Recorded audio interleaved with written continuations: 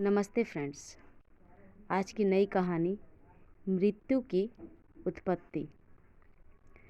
ब्राह्मण ग्रंथों में ब्रह्मा सृष्टि को उत्पन्न करने वाले माने गए हैं।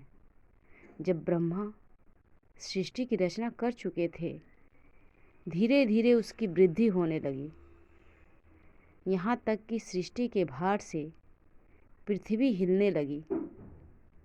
ब्रह्मा निर्माण तो कर चुके थे, लेकिन विनाश का उन्होंने कोई उपाय नहीं सोचा था। इस कारण दिनों दिन भार बढ़ता ही जाता था। जो पैदा होता वह कभी नहीं मरता ही नहीं था। अंत में त्राहिमाम करती हुई पृथ्वी ब्रह्मा के पास आई और भूमि का भार कम करने के लिए ब्रह्मा से प्रार्थना करने लगी। भगवान ब्रह्मा को विनाश का कोई उपाय न सूझा। तब सहसा उनको क्रोध आ गया। उस क्रोध के कारण अंतरिक्ष से दारुण अग्नि की ज्वाला उठी और चारों ओर पशु पक्षी, वृक्ष लता, मनुष्य स्त्री आदि सबको जलाने लगी। विनाशकारी इस ज्वाला को देखकर सृष्टि के चारों ओर हाहाकार मच उठा। प्राणियों ने अभी तक कभी विनाश का भीषण तत्व नहीं देखा था, लेकिन अब साक्षात चंडी की तरह लपलपाती अग्नि की ज्वाला चारों ओर बढ़ रही थी और जो भी उसके सामने आ जाता उसी को खाए चली जाती थी। वह रक्त वर्ण की ज्वाला आकाश तक को छूकर जला डालने का प्रयत्न करने लगी। तब पिनाकधारी शिव कैलाश पर्वत पर से उठे और ब्रह्मा जी के पास गए। सृष्टि धू धू करके जली जा रही थी। प्राणियों का हाहाकार दिशाओं में कंपन पैदा कर रहा था। ब्रह्मा ने पूरे नर भेद यज्ञ रचा था। पिता आज अपनी संतान को खाने के लिए उद्धत हो गया था। ब्रह्मा का सौम्य रूप कभी भी इतना विकराल नहीं हुआ था। जब महादेव खड़े हुए तो उन्हें सृष्टि के हित की इच्छा से आया देखकर ब्रह्मा बोले, हे वत्स, मेरी इच्छा से ही तुम्हारा जन्म हुआ है, इसलिए मेरा और तुम्हारा एक अटूट संबंध है। बोलो, तुम क्या चाहते हो? मैं तुम्हारी प्रत्येक मनोकामना पूर्ण करने के लिए तैयार हूँ। यह सुनकर महादेव ने कहा, हे भगवान, आपने ही तो इस सृष्टि का निर्माण किया है, आपने ही तो, और आप ही इसको भस्म किए डालते हैं। इसका क्या कारण है प्रभु? देखिए, अग्नि की ज्वाला में जलते प्राणी किस तरह हाहाकार मचा रहे हैं। करुणा करिए स्वामी, अपने क्रोध को शांत करिए। इस पर ब्रह्मा ने कहा, हे शिव, मैं संपूर्ण सृष्टि का विनाश नहीं करना चाहता। पृथ्वी के भार को थोड़ा हल्का कर देने का ही मेरा उद्देश्य है, लेकिन मुझे इसका कोई उपाय नहीं सूझ रहा है। जब अधिक समय तक सोचने के पश्चात भी कोई उपाय नहीं सोच पाया तो सहसा मेरे हृदय में क्रोधाग्नि जल उठी। उसी से यह सारा विप्लव हो रहा है। अब मैं क्या करूं? इस पृथ्वी का असह्य भार तो मुझे दूर करना ही होगा। ब्रह्मा की बात सुनकर महादेव कुछ देर सोचने लगे और बोले, देव, किसी तरह अपने इस क्रोध को शांत करिए, क्योंकि इससे तो सारी सृष्टि छार छार हो जाएगी। फिर ऐसा उपाय सोचिए जिससे पृथ्वी पर असंख्य भार भी हल्का हो जाए और सृष्टि की जड़ भी नष्ट हो जाए। हे भगवान, आपने मुझे प्रजा पालन का कार्य सौंपा है। प्रजा का जब पूरी तरह से लोप हो जाएगा तो मैं किसका पालन करूँगा? इसलिए मुझ पर कृपा करके आप अपने क्रोध को शांत कर लीजिए। महादेव की प्रार्थना सुनकर ब्रह्मा ने प्रजा के हित के लिए अपने क्रोध रूप तेज को अपने में लीन कर लिया। इस तरह अग्नि का उपसंहार करके ब्रह्मा ने सृष्टि के लिए प्रवृत्ति धर्म की ओर, मोक्ष के लिए निर्वृत्ति धर्म की कल्पना की। जब क्रोधाग्नि ब्रह्मा के शरीर में समा गई तो उनके इंद्रिय छिद्रों से एक अद्भुत स्त्री की उत्पत्ति हुई। उसके अंग लाल, पीले और काले रंग के थे। उसके कान में तपे हुए सुवर्ण के कुंडल थे और सुवर्ण कुंडल के ही सुंदर आभूषण वह पहनी हुई थी। वह स्त्री उत्पन्न होते ही दक्षिण दिशा में जाकर खड़ी हो गई और ब्रह्मा और शिव को देखकर मुस्कुराने लगी। तब ब्रह्मा ने मृत्यु के नाम से उसको संबोधित करते हुए कहा, हे मृत्यु, जाओ और प्रजा का संहार करो। मेरी क्रोधाग्नि से ही तुम्हारी उत्पत्ति हुई है, इसलिए जड़ चेतन सभी का विनाश करो। यही तुम्हारा आज से कर्तव्य है। इससे तुम्हारा कल्याण होगा और सृष्टि का कार्य सुचारू रूप से चल सकेगा। ब्रह्मा की आज्ञा सुनकर तो वह स्त्री एक साथ चिंतित हो गई। उसके हृदय में संताप बढ़ने लगा। अपने हाथों सृष्टि के विनाश की कल्पना करके वह रो उठी और कंपित स्वर में भगवान ब्रह्मा से कहने लगी, हे देव, आपने मुझ अभागन की उत्पत्ति क्यों की? क्या मेरे भाग्य में यही कुकर्म बंधा है? क्या मैं जीवन भर इसी तरह से अधर्म करती हुई सबके दुख का कारण बनूंगी? हे भगवान, इससे भी अधिक बुरा भाग्य और किसका होगा? इसके परम प्रिय पुत्र, मित्र, भाई, पिता, पति आदि को मैं नष्ट करूंगी। वे अभागे प्राणी अवश्य आपसे मेरे अनिष्ट के लिए प्रार्थना करेंगे। हे स्वामी, सज्जनों के नष्ट होने से तो हाहाकार सृष्टि में मचेगा। उसे मेरे कोमल हृदय कैसे सह सकेगा? ऐसा अन्याय तो मैं नहीं कर सकूंगी देव।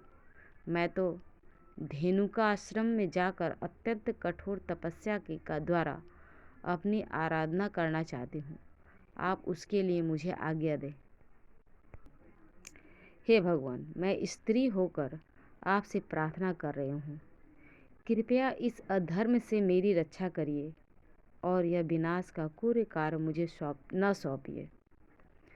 मृत्यु की करुण प्रार्थना सुनकर ब्रह्मा ने उसे धीरज बंधाते हुए कहा कि हे पुत्री, तुम्हारी उत्पत्ति प्रजा के नाश के लिए ही हुई है, इसलिए यही तुम्हारा धर्म है। पृथ्वी का भार बढ़ता जा रहा है, इस कारण उस भार को हल्का करने के लिए विनाश तो आवश्यक है। तुम इस कार्य में आगे लगो, तुम्हारी कोई भी निंदा ना करेगा। अब मेरी आज्ञा मानकर सृष्टि का जैसा विधान मैंने बनाया है उसकी रक्षा करने में मेरी सहायता करो।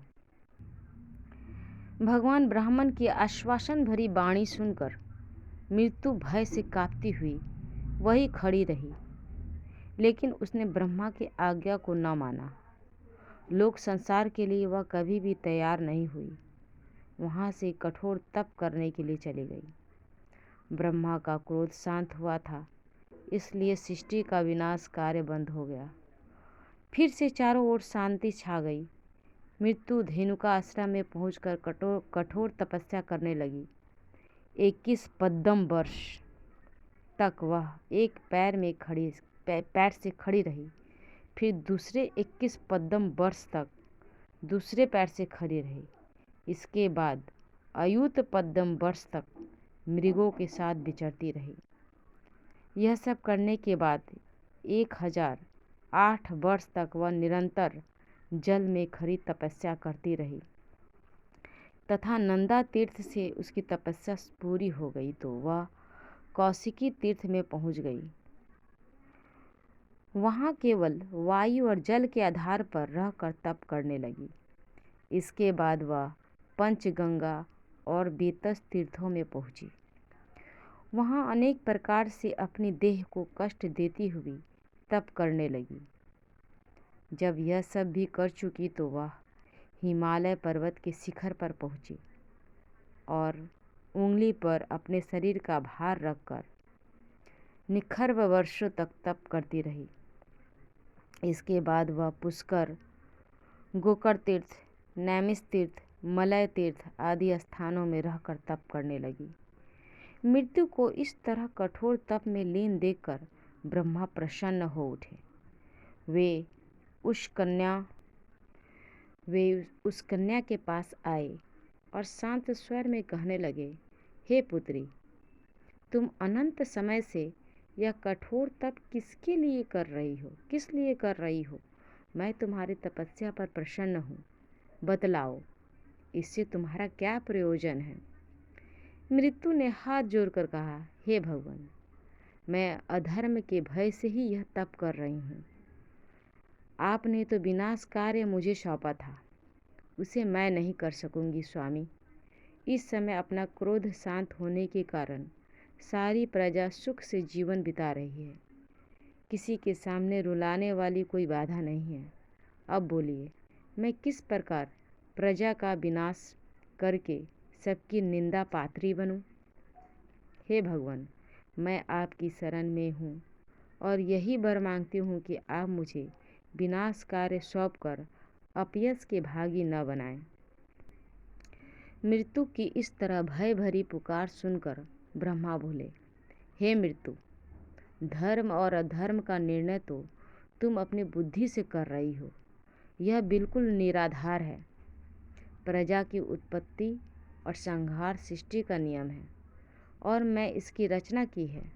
अगर सृष्टि का विनाश अधर्म है तो उसका निर्माण भी। इसलिए व्यर्थ अपनी चेतना को कष्ट मत दो मृत्यु, और मेरी आज्ञा का पालन करो। प्रजा का संहार करने से तुम्हें कोई पाप नहीं लगेगा। मैं वर देता हूँ कि सृष्टि के उचित रूप में परिपालन के हेतु जो विनाश कार्य तुम करोगी, उससे तुम निष्पाप और रजोगुणहीन होकर सब जगह विख्यात होगी। सभी उन्हें स्वीकार करेंगे। अतः निर्भय निश्चिंत होकर तुम जाओ और अपना कार्य प्रारंभ करो। लोकपाल, यमराज, व्याधिया, देवगण, मैं स्वयं सदा तुम्हारी सहायता में तत्पर रहेंगे।